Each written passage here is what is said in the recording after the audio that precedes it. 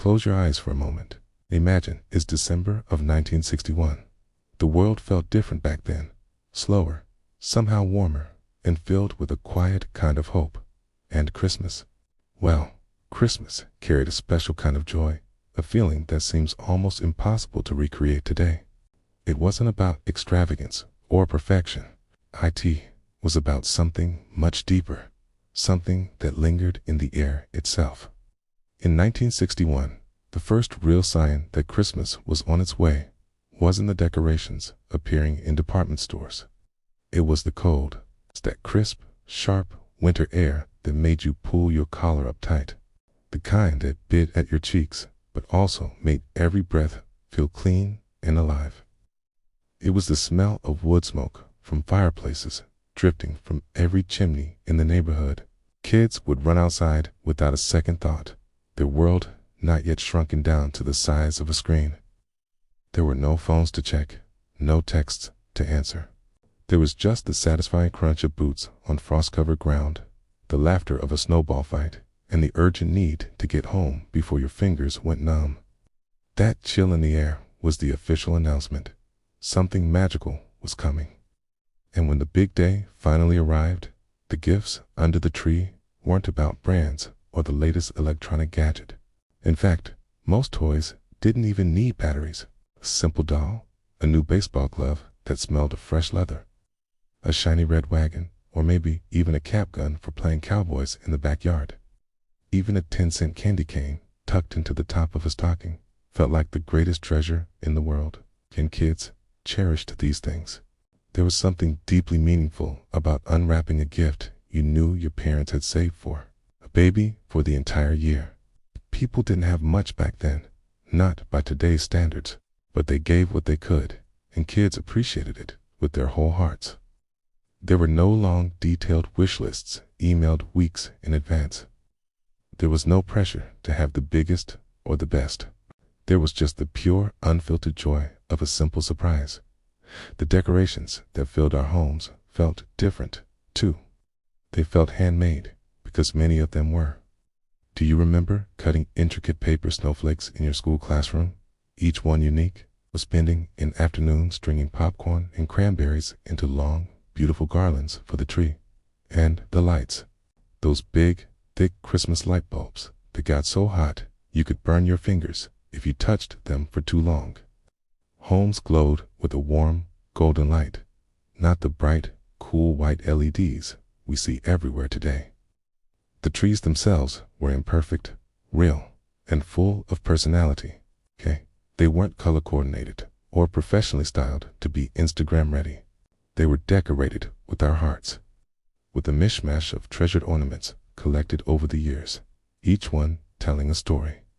It was a beautiful mess, a testament to family history, not a passing trend. Music also played a huge role, wrapping around the whole world, it seemed. In 1961, if you walked down any American street in December, you'd likely hear the very same songs drifting from every living room. Bing Crosby's White Christmas, The Little Drummer Boy, Silver Bells. These weren't curated playlists streamed on individual headphones. Often, it was one radio station or one Christmas album played on the family record player, its sound filling the house from a single tiny speaker. But the whole family would gather around, listening together as if it were a private concert. And maybe that's why the music felt so much richer. It wasn't just background noise. It was a shared experience. It was the soundtrack to our memories being made in real time. We listened together, and that made all the difference. But perhaps the most profound difference was that families were present, truly, completely present. There were no screens at the dinner table, no constant buzz of notifications pulling our attention away. When a family sat down for Christmas dinner in 1961, they were really there. They were looking at each other, laughing at old jokes, sharing stories, passing plates piled high with turkey and mashed potatoes, and asking for seconds before anyone was even finished with their firsts. The conversations lasted, sometimes for hours, because Christmas wasn't an event to be rushed through and documented. It was a time to be lived in, to be savored. It was a pocket of time where the outside world faded away, and all that mattered were the people right there in that room. The connection was real and uninterrupted. So, when you look back, the joy of Christmas in 1961 wasn't complicated. It was simple, and that's what made it so real. The magic didn't come from the price tag on the presents or the perfection of the decorations. It felt magical because of the quiet togetherness, that shared sense of anticipation that built for weeks. It came from the stillness of a snowy evening, the feeling that, just for one day, just for one night, the world was safe and everything was going to be all right. Kids today, surrounded by so much stimulation and so many choices, may never fully understand what that kind of simple joy felt like. But those of us who lived it, we will never forget. It wasn't a perfect time. No era is. But it was ours. And it was beautiful. And before we wrap up, tell me this. What do you remember most about Christmas from your childhood?